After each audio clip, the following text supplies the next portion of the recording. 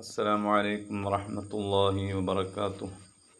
ബിസ്മില്ലാഹി വൽഹംദുലില്ലാഹി വസ്സലാത്തു വസ്സലാമു അലാ റസൂലില്ലാഹി വഅലാ ആലിഹി വഅസ്ഹാബിഹി അൽഫായിസീന ബിറിദല്ലാഹി അമ്മാ ബഅദ്.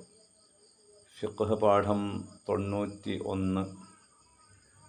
മുന്തിച്ച് ജംആക്കുമ്പോൾ രണ്ട് നിസ്കാരങ്ങൾക്കിടയിൽ മുവാലാത്ത് പ്രത്യേകം ശ്രദ്ധിക്കേണ്ടതാണ്. അതായത് അസ്റിനെ ളുഹറിലേക്ക് മുന്തിച്ച് ജംആക്കുന്നു, അതല്ലെങ്കിൽ ഇശാഇനെ മഗ്രിബിലേക്ക് മുന്തിച്ച് ജംആക്കുന്നു. അത്തരം സാഹചര്യങ്ങളിൽ ളുഹർ നിസ്കരിച്ച ഉടനെ അസ്ർ നിസ്കരിക്കണം, മഗ്രിബ് നിസ്കരിച്ച ഉടനെ ഇശാ നിസ്കരിക്കണം. ഉടനെ എന്ന് പറയുമ്പോൾ ളുഹറിൻ്റെയും അസ്റിൻ്റെയും ഇടയിൽ, അതല്ലെങ്കിൽ മഗ്രിബിൻ്റെയും ഇശാഇൻ്റെയും ഇടയിൽ ഏറ്റവും ചുരുങ്ങിയ രീതിയിൽ 2 റക്അത്ത് നിസ്കരിക്കാനുള്ള സമയമുണ്ടാകരുത്. ഏറ്റവും ചുരുങ്ങിയ രീതിയിൽ 2 റക്അത്ത് നിസ്കരിക്കാനുള്ള സമയമുണ്ടായാൽ അത് ദീർഘമായ വിടവായിട്ടാണ് ഫുഖഹാ വ്യക്തമാക്കുന്നത്. അപ്പോൾ ചുരുങ്ങിയ രീതിയിൽ 2 റക്അത്ത് നിസ്കരിക്കാനുള്ള സമയം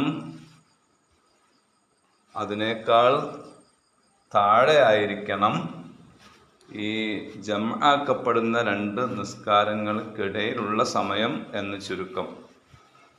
അപ്പോൾ സ്വാഭാവികമായും ളുഹർ നിസ്കരിച്ച ആള് ഇനി അസ്ർ നിസ്കരിക്കുന്നതിന് മുമ്പ് ളുഹറിൻ്റെ ശേഷമുള്ള ദിക്ർ ദുആകളൊന്നും നിർവഹിക്കാനിരിക്കരുത്. ളുഹറിൻ്റെ ശേഷമുള്ള റവാത്തിബ് നിസ്കരിക്കാനും തുനിയരുത്. ആ സമയത്ത് സാധാരണഗതിയിൽ നമ്മൾ യാത്രയിൽ അങ്ങനെ ജംആക്കുമ്പോൾ ളുഹർ നിസ്കരിച്ച ഉടനെ ഒരു ഇഖാമത്ത് നിർവഹിച്ച് അങ്ങനെ അസ്റിലേക്ക് പ്രവേശിക്കാറാണല്ലോ. ഇഖാമത്ത് നിർവഹിക്കുന്നതിന് തെറ്റില്ല, കാരണം അതിന് ആവശ്യമായ സമയം നേരത്തെ പറഞ്ഞ ആ അനുവദനീയമായ ഗ്യാപ്പിൽ സാധ്യമാകുന്നതാണ്. അപ്രകാരം തന്നെ ഒരാൾക്ക് വുളൂ മുറിഞ്ഞു പോയി എന്ന് സങ്കല്പിക്കുക. അയാൾക്ക് പെട്ടെന്ന് വുളൂ എടുത്ത് അസ്ർ നിസ്കാരത്തിലേക്ക് പ്രവേശിക്കാം.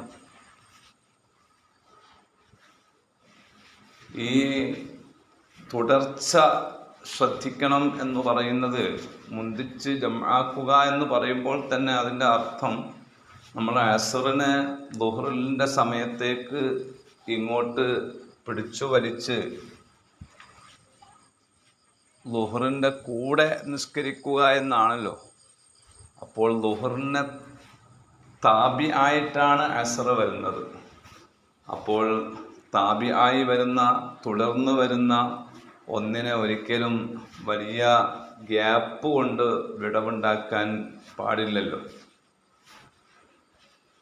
ഇവിടെ വല്ല കാരണം കൊണ്ടുമാണ് ദീർഘമായ വിടവ് ഉണ്ടായത് എന്ന് സങ്കല്പിക്കുക. എന്നാലും അവിടെ ആ വിടവ്, ദീർഘമായ വിടവ് ജംആക്കി നിസ്കരിക്കുന്നതിനെ തടയും എന്നുള്ളതാണ്. ഉദാഹരണം പറഞ്ഞാൽ, ഒരാൾ ളുഹർ നിസ്കരിച്ചു, സലാം വീട്ടി ഉടനെ അസ്ർ നിസ്കരിക്കേണ്ടതായിരുന്നു, പക്ഷെ അയാളോട് മറന്നുപോയി ജംആക്കിയ കാര്യം. ഈ പറയപ്പെട്ട രീതിയിൽ 2 റക്അത്ത് ചുരുങ്ങിയ നിലക്ക് നിസ്കരിക്കാനുള്ള ഒരു സമയം കഴിഞ്ഞ് കടന്നപ്പോഴാണ് അയാൾക്ക് ഓർമ്മ വന്നത് എന്ന് സങ്കല്പിക്കുക.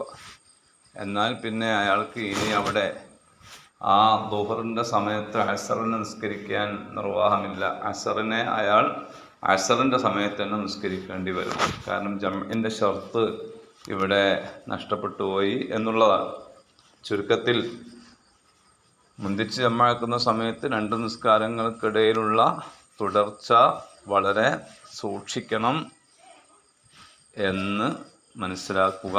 അല്ലാഹു തൗഫീഖ് നൽകട്ടെ. ആമീൻ. അസ്സലാമു അലൈക്കും വറഹ്മത്തുള്ളാഹി.